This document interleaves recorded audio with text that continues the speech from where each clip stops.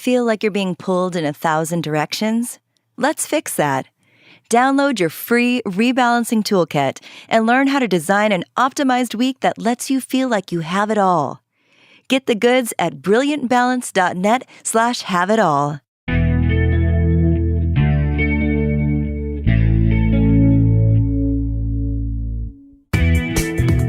I'm Cherylanne Skolnicki, and this is Brilliant Balance, the show for working women who are ready to shine.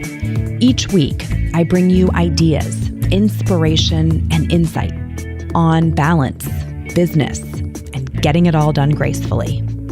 You ready? Let's be brilliant. Hello. You are listening to episode 34 of the Brilliant Balance podcast. And today we are talking about confidence, which is timely because I have a 13-year-old daughter, and I probably don't need to say a whole lot more.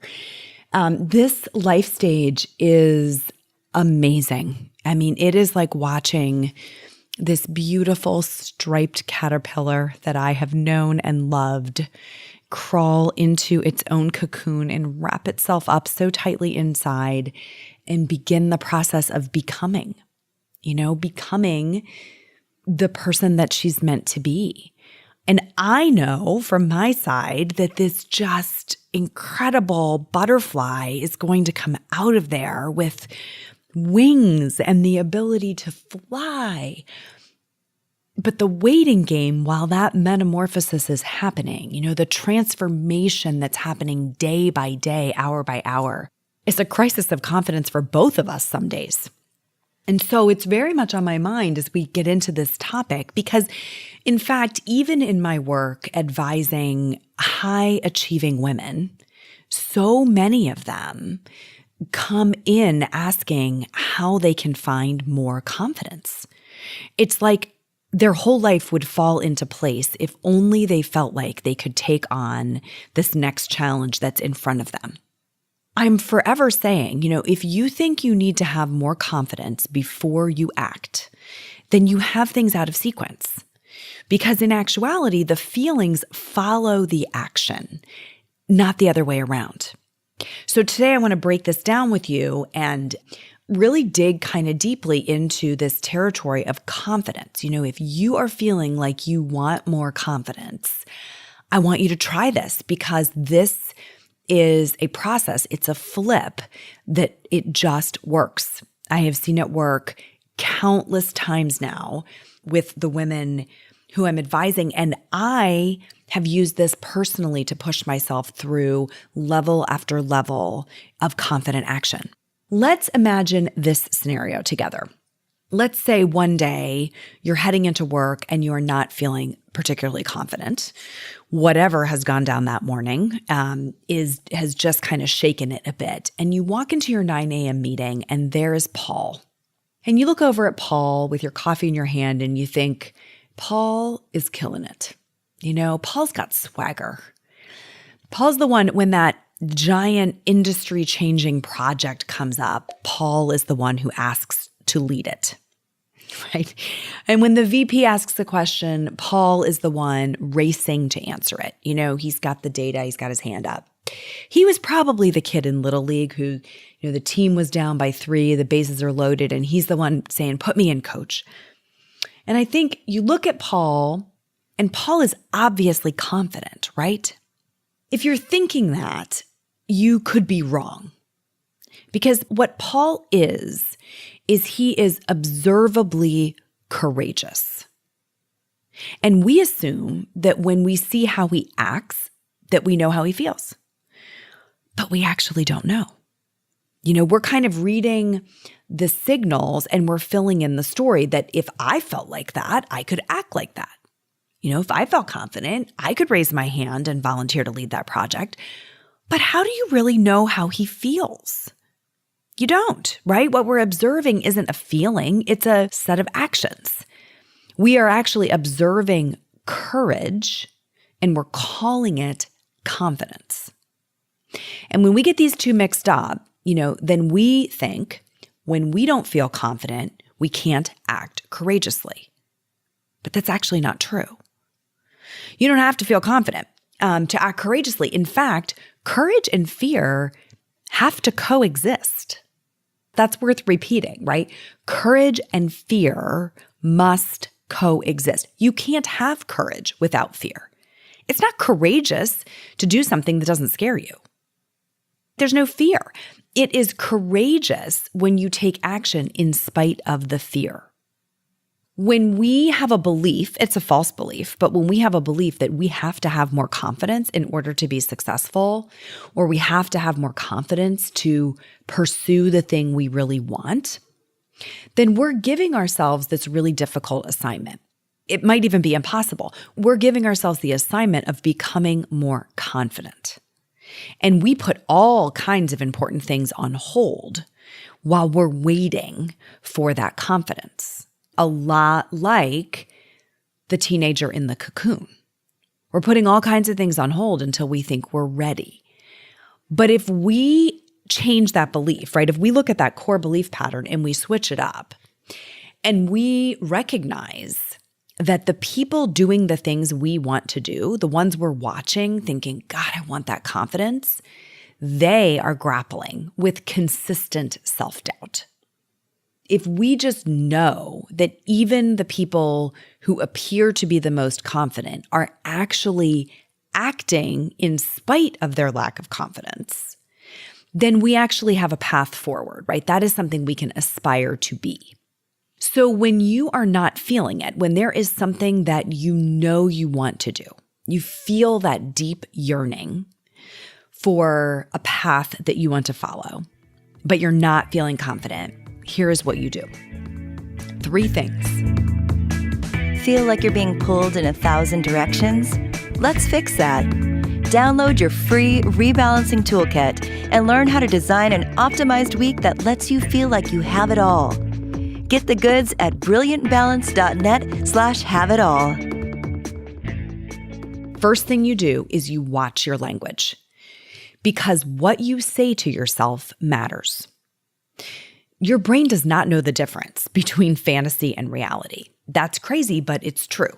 Okay, so when you say, I'm going to bomb this, or you say, if I have to get up there on that stage, I will die, your brain actually believes you. You don't have to be speaking it out loud even. You can just be having this go on as an inner dialogue, and your brain is going along for the ride. It is believing everything you say. So that's the bad news, right? The bad news is this negative self-talk that you have running on repeat in your head is affecting your brain deeply. The good news is the reverse is also true. So when you change that language to, I'm going to get up there and I'm going to be amazing. And when I get up there, I'm going to feel amazing. Or when I apply for this job, I'm going to get it.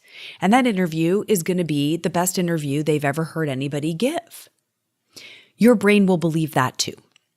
So while you may feel a little bit fraudulent, you may feel a little bit like an imposter, and we've talked about that before, this is simple and it's darn near magical. The negative thought pattern surfaces, the kind of negative self-talk surfaces, you hear it in your mind, you replace it with a more positive thought. Language really matters. You are going to be surprised if you audit yourself today. You don't even have to go longer than today. How many times you are casting a negative light on the situation before it has even come to be. You know, oh, I'm going to call this person and I'm going to bother her. She's going to be busy when I call. I probably shouldn't call. Oh, if I go there today, they're never going to let me return this. You know, even I don't have the receipt. I'm such a loser. I lost the receipt. I'm going to go in there. It's going to be a waste of time. They're never going to let me return it. Like even little things like that, we're assuming the worst. And let's not even get into the big ones, like I could never apply for that job because they would never hire someone like me. I could never start the business because it would probably fail. I could never write the book because it would never get published. All of those things are negative language patterns that are just undermining your confidence. So in each and every case, you want to monitor and then you want to replace it with a more positive and proactive language pattern that's actually going to give you permission to get where you want to go. That's the first piece. The second piece I would give you when your confidence is not there, but you want to take action, is to get in character. In other words, if you want to be someone who commands the room, then become someone who commands the room, right? As though you were cast in the role of the woman who commands the room. Think about what she would do, how she would move, what she might say. Gather all of that stimulus and follow that vision as you bring it to life. Sometimes even a simple prop can help you make the switch. So I've had women talk about wearing, a pair of glasses or carrying a special pen or a certain bag that really helps them channel the character that they need to be in to get what they want. Okay, now listen, this is not cheating. This is not imposter. This is a very powerful way to help yourself step across that threshold of action. Just literally imagine that you are playing the part of the person who can do with ease the thing that you want to do. And when you align your behavior with that, it's almost as though you step into character and you are able to get unlocked. Over time, you will not need the character. This is a transition strategy just to get you off the starting blocks. So if you are, quote unquote, not someone who would ever apply for that job because they would never hire you, then get into the character of the woman they would hire and use that energy to take the action that you're feeling blocked from. So this is a transitional strategy. It is not designed to have you be someone you're not. It's designed to help you become the person you want to be. Big difference. Third action. So the first two were watch your language and get in character. The third is take your shot.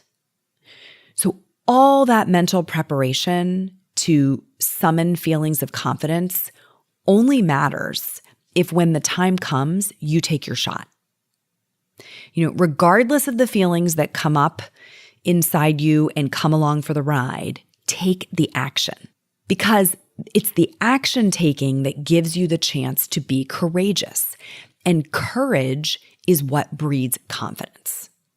If you act like, the extraordinary woman that you are every day, your brain will get the message before very long.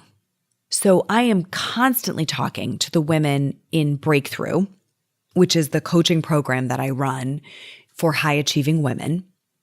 Constantly talking to them about this, about taking action. And we will often say, even imperfect action, because it's the action taking that makes us feel like we can do anything.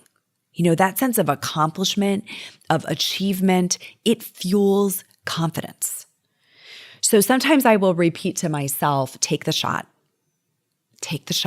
right? Find the little mantra for you that when you're standing on that precipice and you either are going to take the action or you're not going to take it. You're either going to step forward in courage or you're going to shrink back in fear. What are the words you can speak to yourself that get you to take the shot? Because every time you do, you will build another level of confidence. That courageous action taking is what will build cumulatively a sense of confidence that you will then have to use for all of the future actions you want to take. Okay, you will rise into your potential through this act of courageous action taking. So that's the big idea. The next time that you find yourself complaining about not having enough confidence or stuck in the belief pattern that if you had more confidence, you could do the thing you were meant to do, I want you to watch your language, get in character, and take your shot. That's it. 3 steps to get you there. Now listen, one of the patterns in life that often undermines our confidence is when we're stuck in a job that no longer lights us up, but we're afraid to leave.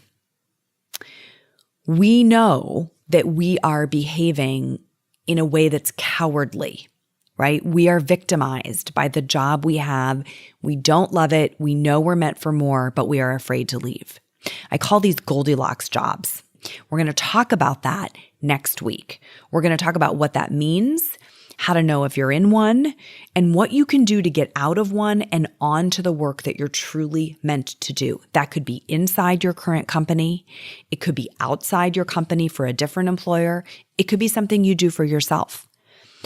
But it is imperative that we figure out how to summon enough confidence to be in the work that we are meant to be in. That is where our greatest contribution will come, and it will only come if we're courageous about taking action to get there. Okay, so join me next week for that. Until then, come join me in the Brilliant Balance group in Facebook. We're having a lot of fun over there. We're more than 1,500 strong and growing every day. And there are fantastic discussions happening in this territory of finding your own sense of brilliant balance. You know, we're talking about confidence, we're talking about courage, we're talking about work, we're talking about family. I'd love to have you as a part of that discussion. So come find us over there. And until next time, let's be brilliant.